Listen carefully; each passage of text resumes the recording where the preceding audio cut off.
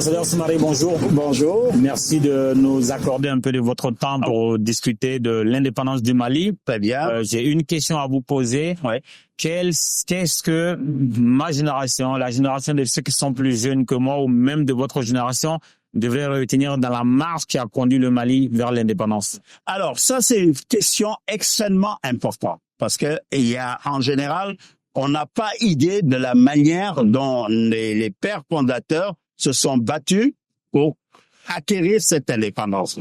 Alors, en réalité, on peut commencer par le 18 octobre 1946, qui est la date de la création de ce qu'on appelle le Rassemblement démocratique africain, avec Houphouët-Boigny, Mamadou Konaté, et qui est consécutif en réalité de ce qu'on avait promis à la sortie de la Deuxième Guerre mondiale, avec ce qu'on appelle la conférence de Brazzaville, de Brazza en 1944, la Deuxième Guerre mondiale, où on disait qu'on va donner l'autonomie à ces pays-là. En réalité, il faut dire que le début de la lutte du peuple vietnamien en 1947, la guerre d'Indochine, a commencé à réveiller le pouvoir colonial sur la nécessité de voir un autre mode de management des pays colonisés. Alors, jusque-là, du 13 juin 1895 jusqu'au 24 juin 1956, on était sous le trône de l'AOF, de l'Organisation de l'Afrique occidentale française. Et donc, il y avait un gouvernement fédéral, un gouverneur fédéral. Maintenant, il fallait faire en sorte que cette indépendance-là, pour qu'il n'y ait pas de surprise, qu'on s'y prenne très tôt. Alors, le 18 octobre 1945, donc, le RDA est créé. La section du Mali, avec Modibo Keïta, le 22 octobre 1946, il y a la section USRDA, Union soudanaise pour le Rassemblement démocratique africain, qui a été mis en place ici à Bamako, afin de conduire notre pays vers l'indépendance. Alors, quels ont été les états? Ça n'a pas été une promenade de santé. C'était très, très, très dur. À partir de 1953, en dehors des contradictions qu'il y a eu au niveau de l'Union soudanaise RDA en ce qui concerne la direction et le titre de président de l'Union soudanaise RDA, beaucoup de vicissitudes se sont faits. Le pouvoir colonial jusqu'ici avait plus d'affinité avec une autre formation politique qui était majoritaire, qui était le PSP, le Parti socialiste progressiste, de Fili Dabo, qui est d'ailleurs le premier député soudanais à l'Assemblée nationale. Mamadou Konaté viendra après. À l'Assemblée constituante. L'Assemblée constituante. Et Fili Dabo avait un parti qui était un parti de notabilité par rapport à l'USRDA qui était un parti de masse.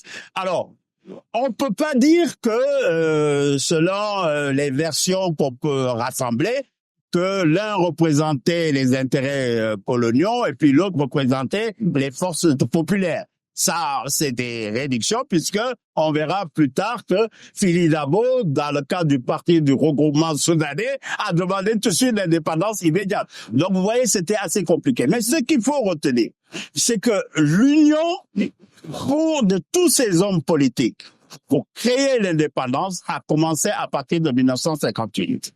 Lorsqu'en 1958, avec le référendum du 28 septembre 1958, qu'ils ont compris que en éparpillant leurs forces, l'indépendance du Soudan serait un peu difficile, ils ont compris la nécessité de se regrouper. D'abord, il y a eu le PRA Mali, parti du regroupement africain avec Fili Dabo, Senghor. Vous savez, il y avait des grands partis interterritoriaux et chaque Soudanais choisissait le cadre territorial qu'il lui fallait. Alors, RDA, indépendant d'outre-mer, il y avait Fili Dabo et la Belgique. Et puis, il y avait un autre grand mouvement qui existait, qui est la Convention africaine avec Amadou Dicko, qui va rejoindre après Fili Dabo Sissoko lorsqu'il s'agira de faire le PRS, le Parti du regroupement soudanais. Donc, cette lutte, le RDA a eu beaucoup à souffrir du pouvoir colonial parce que on les considérait apparentés au Parti communiste jusqu'en 1950 et on les considérait comme des communistes. Donc, Modibo Keïta a été arrêté, a été envoyé même en France en prison pour ce genre d'options à la fois syndicalistes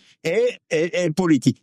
Alors, Maintenant, à partir maintenant du gouvernement territorial, on commence à se rapprocher. Il y a eu le référendum, il y a eu la loi 4 du 23 janvier 1956. On apprend à créer des gouvernements locaux. Il y a un premier ministre, il y a un gouvernement soudanais. Donc, on comprend déjà à gérer les structures, mais de façon balkanisée. Hein, on casse l'AOF pour venir maintenant dans des régimes territoriaux. Donc, on territorialise l'AOF. Alors, il y a la République du Soudan le 22 novembre 1959. Il y a la République du Sénégal. Il y a la République ceci, République cela. Tout ça dans le cadre du référendum de 1958. Donc, alors, c'est ça, en réalité, que les Bogibo ont voulu combattre en tentant de se rejoindre, comme ils l'ont fait en 46 avec le Rassemblement démocratique africain. Donc, l'indépendance va se faire avec beaucoup de brimades, beaucoup d'emprisonnement. Ça va se faire avec le fait que la plupart des cadres de cette période-là avaient été cantonnés dans un rôle de subalterne. Ça va se faire avec beaucoup de frustration et d'injustice, et ça va se faire également avec une ferveur réelle de vouloir prendre sa destinée en main. Donc, le 22 septembre maintenant, c'est à la fois l'aboutissement de ce qu'on n'a pas pu faire avec la Fédération du Mali, et également, c'est le fait d'un rappel historique de Saboutiré, logo Saboutiré, où les troupes de Sissoko ont lutté contre la pénétration coloniale. C'est le premier mouvement de résistance contre la pénétration coloniale. Et Modibo, pour célébrer ça, a choisi le 22 septembre 1960 pour en souvenir du 22 septembre 1878, l'affaire de l'Abou Sira. Donc le 22 septembre n'est pas la vraie date d'acquisition de l'indépendance du Mali. Si, c'est la vraie date, mais en ça souvenir, a été choisi exprès en souvenir de ce qui s'est passé en 1878, lorsque le colonel Dodds, envoyé par Feder, est venu vers le Soudan pour essayer de faire la colonie du Soudan. Parce que la colonie du Soudan, là, c'est à partir du 19e siècle. Hein. Il y a eu beaucoup de résistance. Ils ont eu la paix qu'à partir de 1881, avec lorsqu'ils se sont approchés de Bamako et de Kita, en 1883. Il y a eu une capacité de résistance à la pénétration coloniale sur cette terre du Soudan extraordinaire, sans compter les révoltes en milieu Bozo. Même en milieu Bamako, dans le village de Diena, en 1892. Il y a eu beaucoup de révoltes. Voilà. Et cette terre-là, sans parler maintenant de l'action de Amadou, le fils à El Hadj Omar Tall, sans compter également les Tcheva, etc. Donc c'est une terre de résistance. Et la pénétration coloniale ne s'est pas faite sous le même schéma que la pénétration que ça s'est fait au Sénégal, où c'est des comptoirs. On vient, on crée un comptoir colonial, mais il n'y a pas de problème, et on fait des colonies, et il y a pas. Ici, la colonisation s'est faite dans le sang, dans la lutte de résistance des Soudanais. Ils ont rencontré des royaumes qui étaient jaloux de leur indépendance. Ils ont signé des traités avec certains rois qui les ont tous déchirés. C'est le cas d'Amadou Sékou. Hein, qui a fait ça plusieurs fois à Galéélie, ensuite il a fait à Archinard. Archinard, par exemple, c'est le symbole véritablement de la pénétration coloniale dans le Soudan. Et de l'atrocité de l'atrocité, mais également des mariages arrangés. Archinard, c'est lui qui marie Madame Bassi avec la fille de Sékou Amadou. Archinard, c'est lui qui marie la fille d'Amadou Sékou avec le premier capitaine noir de l'armée, dans l'armée coloniale, Mamadou Racine Sy.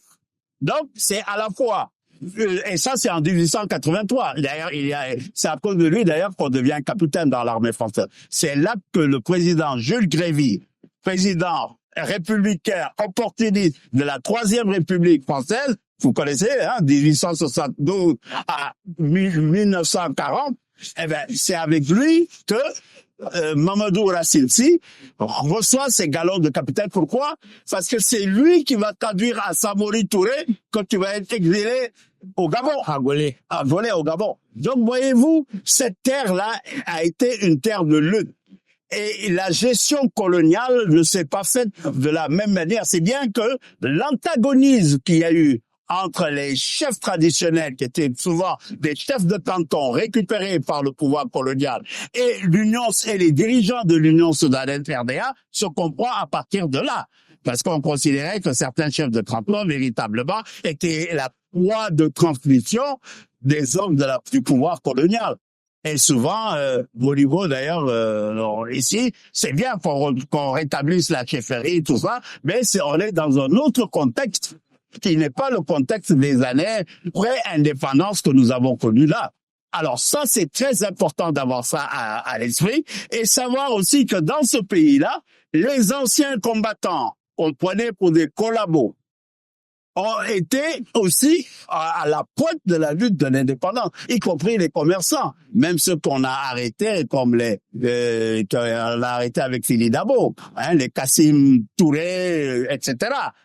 Ils ont financé même l'Union soudanaise RDA. C'est-à-dire que tous les fils ont apporté leur pierre à l'édifice. Oui, l'Union soudanaise RDA était le parti du peuple soudanais en lutte pour son indépendance.